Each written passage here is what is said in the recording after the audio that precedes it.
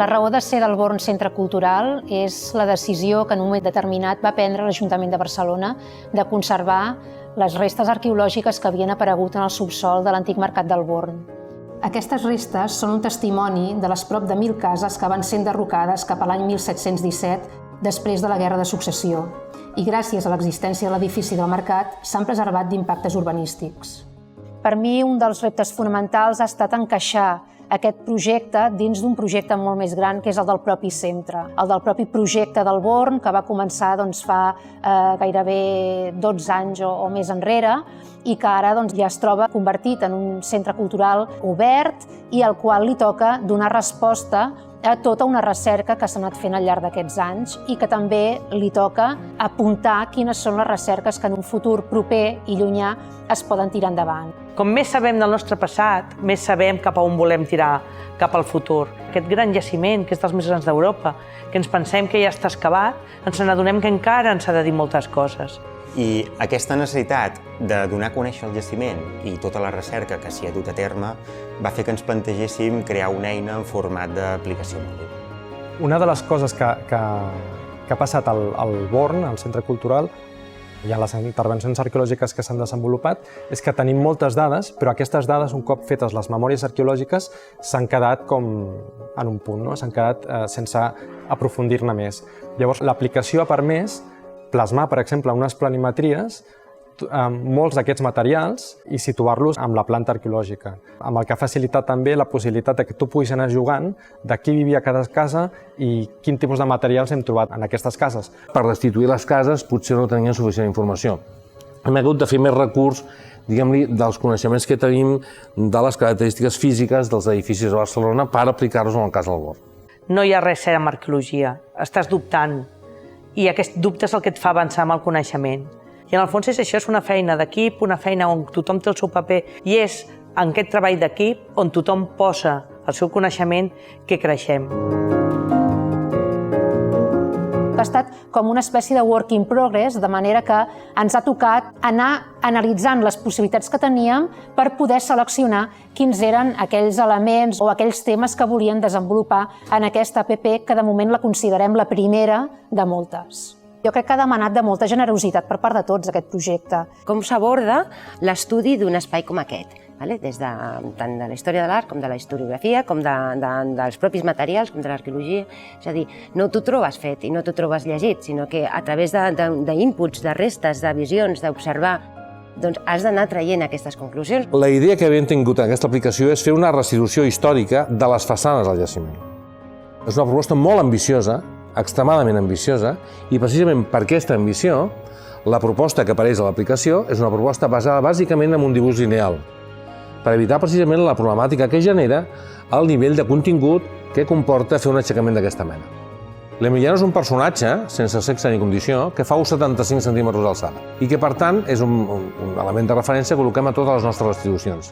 Tot i la seva aparença minimalista, aquesta aplicació és molt complexa, perquè té diferents nivells i diferents tipologies de continguts. Hem treballat amb un equip molt divers i on cadascú és especialista en la seva matèria. I hem anat recollint totes aquestes veus per donar-los forma i buscant sempre un equilibri i una coherència. Hem estat treballant vora un any. Però per què? Perquè el nostre lema, el nostre objectiu era ser d'una rigorositat essencial. El rigor ha marcat una línia molt forta a l'hora de prendre decisions estètiques i de contingut. Hi ha molts apartats de l'aplicació que podríem haver vestit amb textures i amb elements molt més detallats, però realment només volíem posar allò que sabem del cert que era així. També per donar-li aquest aire de recerca, més que no un escenari imaginari. És important aquesta dada, perquè la voluntat de tot l'equip sempre ha estat la de ser el màxim de fidel a la realitat física. La gent es pensa que una producció d'aquesta mena es pot fer en 15 dies, amb 2 o 3 persones, es pot fer d'una manera molt ràpida, es pot fer d'una manera sense contingut, sense raonament de contingut, i això és una falsedat descomunal. El jaciment explica tantes coses que realment ens hem adonat que l'APP quedava petita o quedava curta respecte de les possibilitats que tenia el jaciment. Només ens hem cenyit a l'època del 1700, perquè penseu que el Born, el seu origen és del segle XIII, i tot això que hem jugat només ara amb aquesta aplicació es pot fer en èpoques posteriors. Ara ja ens estem plantejant una col·lecció d'APPs del Born en el qual puguem encarrilar i explicar tots aquests coneixements que s'han anat generant i que es generaran de cara a un futur. El que jo penso que dona l'aplicació és la possibilitat d'apropar-te a un profund desconegut que és la història física de la ciutat, que sempre és desconeguda. I aquest apropar-te a la ciutat ens fa més ciutadans, ens fa més respectuosos amb el patrimoni i permet entendre, conèixer millor la gent que ha estat aquí, que havia estat aquí i els que estem aquí encara a hores d'ara. La porta oberta, poder anar a buscar el racó més amagat, que ni tan sols venint aquí i fer la visita doncs, puguis veure, això és un luxe pels visitants i per nosaltres mateixos. Tenim les restes arqueològiques fins a una cota, però gràcies a l'aixecament rigorós de totes les façanes, de totes les cases, a mi, com a mi, m'ha sorprès de la magnitud de la tragèdia que va ser l'enderrocament d'aquestes 1.000 cases. Penso que aquesta APP sorprendrà molta gent. És una APP que jo crec que té un nivell força alt d'informació, a diferència d'altres APPs que podríem considerar semblants. Ens trobem en una nova etapa de la digitalització.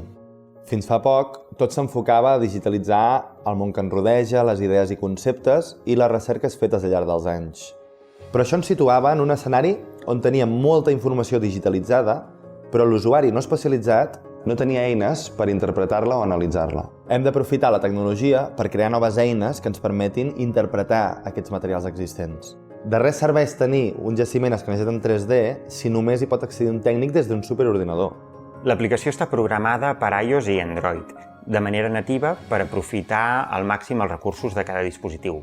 I el mòdul 3D està basat en Unity. Entre tots hem aconseguit un producte que jo crec que no té altres paral·lels, com a mínim que jo conegui d'aquesta potència, i com a mínim a mi m'ha permès veure no només que el que hem fet està molt bé, sinó tot el que podem fer a partir d'aquí, a partir d'aquesta aplicació. Escanejar un dels jaciments més grans d'Europa ha estat una tasca gairebé faraònica. Vam haver de crear un flux de treball a mida per poder planificar, executar i processar tota aquesta immensa quantitat de dades. Estem parlant de 22 gigas d'informació comprimida obtinguda a través de 252 estacionaments làser, que ens van proporcionar un núvol de punts de més de 1.950 milions de punts útils. A la vegada n'obteníem la textura mitjançant fotografies 360 graus que vam haver de processar per igualar-ne el color. Tota aquesta informació formava una malla 3D texturitzada d'un pes gegantí, que hem reduït un 0,03% per tal de fer-la accessible des de dispositius mòbils. Parlem de que el Born és una foto fixa d'un moment concret, no? Però per mi tenir aquesta eina també és una foto fixa d'aquest moment i a partir d'ara sempre tens un punt de referència. Vam haver d'escanejar el jaciment al llarg de diverses nits, per una qüestió logística amb el Born Centre Cultural, però sobretot també per tenir un control molt més exacte de la llum.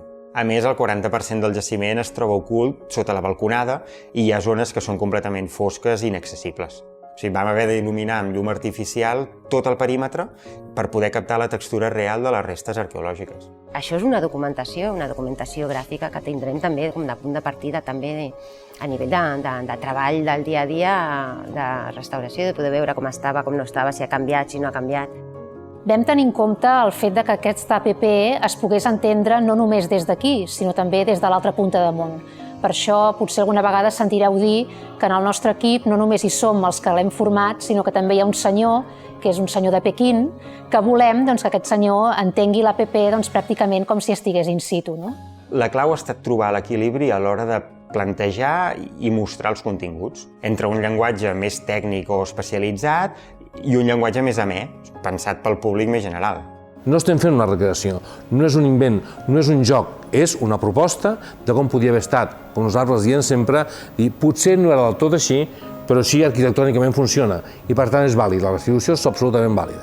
Hem fet un buidatge de tots els inventaris, de tots els materials en els que hem pogut datar en el segle XVIII, gràcies als materials ceràmiques i numismàtics. Llavors, a partir d'aquests materials, fer la recerca de les coses que després hem mostrat a les planimetries. I aquesta voluntat d'apropar el patrimoni a un públic molt ampli i variat va demanar que el disseny de l'aplicació fos el més clar i entenedor possible, seguint sempre les línies d'estil del propi centre. Ens podem moure per tots els apartats d'una manera molt senzilla i de seguida convidem l'usuari a sentir-se un investigador, ja sigui comparant els plànols de la línia del temps, explorant el jaciment interpretant les planimetries de materials, identificant les façanes o caminant pel barri del 1700. Partíem d'un model 3D existent de la Barcelona de 1700. I a partir dels nous estudis de les façanes que s'han fet per aquesta aplicació, hem pogut actualitzar la part que ocupa el jaciment dins de la maqueta. A més, s'ha optimitzat perquè per primera vegada un usuari pugui navegar-hi lliurement, ja sigui des de qualsevol lloc del món com caminant pels carrers de la Barcelona actual amb una experiència geolocalitzada.